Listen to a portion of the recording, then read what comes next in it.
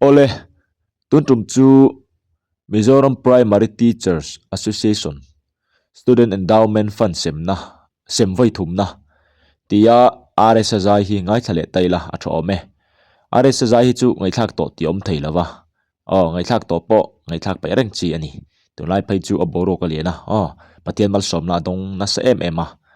eng pon isela ngai thale phot mai tang hello hello in cool ba in cool ya mo to pero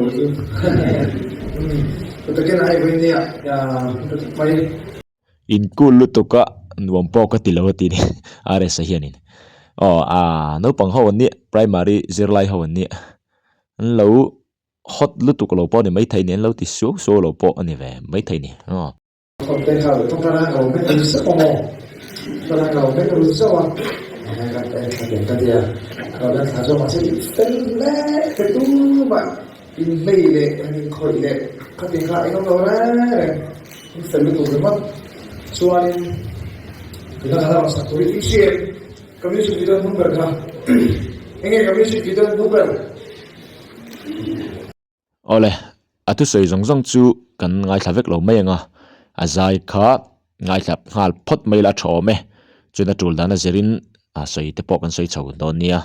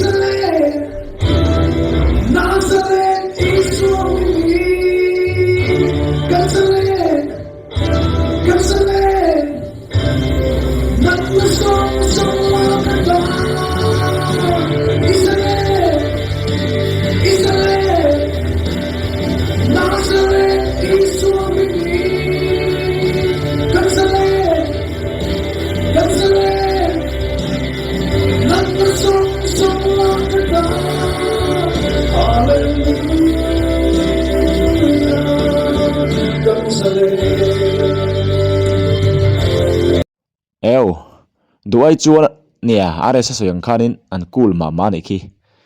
RSS na Israel na tilai khan Israel lo te vesela zete tu te pokhi an thudo chop chora te khianin lodin pui sela no pangte lo ti phor tur khianin kan ti ve mai ni chu RSS tan khian nom le zual do na an lo thudo thu bringota kalaya kha lo ti ve do dol dol la sela zete tu te pokhenin no pangte khi lodin pui ta se mo tin are sangai pokem han din tir vek talom sela no pangte le zate tu takhi an kutelo phar tir vel sela chu kan lo ti ve mai ni chu ama tan khen nom le zual don mange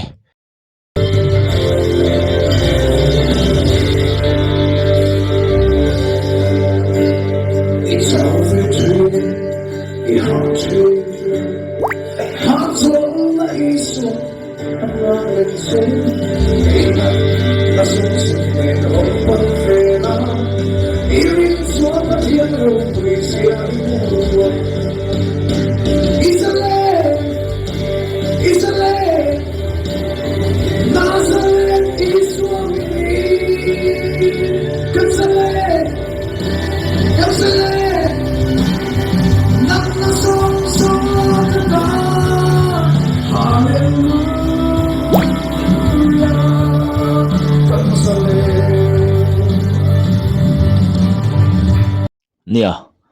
atira khanin RSS khanin no pang ho kha azota enge ka music video hnung ber kha atia no pang ho ken an lo la khra chi lo te poni thaya ni lo zai pui dol dol tur khanin an lo khra chi lo poni mai thaya eng poni second sei du tak zo ka chu hey school no pang ma vela hianin